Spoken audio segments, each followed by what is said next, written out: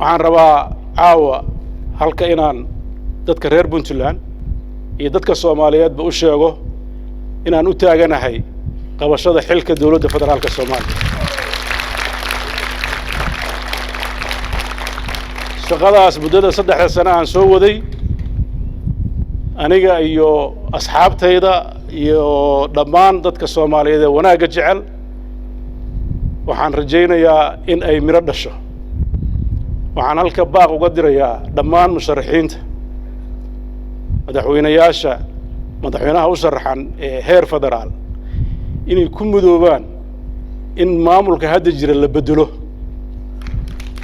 hadafka u weyn oo aan leenahay waxa weeye inuusan sii joogi karin Maxamed Cabdullaahi Farmaajo xilka oo aysan adag tahay in dalkan uu hore u sii socdo.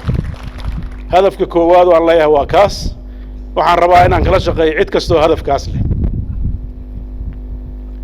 waxaa insha Allah rajaynayaa maalmaha soo socda shaqooyinka arrimaha ku aadan inaan dardargelintooda ay arki doontaan oo aan muujin doono aniga iyo dadka reer Puntland oo ugu horeeyaan xildhibaanada labada aqal iyo kuwa isteediyada kaleeto iyo dadka Soomaaliyeed dhammaantoodba waxaan rajaynayaa inaan ka wada qayb qaadano isbedel muuqda oo ku dhisan nidaam dimuqraadi ah, nidaam horumarka u shaqeynaya, nidaam wanaaga iyo jacaylka abuuraya, nidaam turxaan bixinaya khilaafaadka dadka kala dheeraanshahana iyo bulshada dhexdeeda ilaalinaya inuu mar walba isku soo dhaweeyo.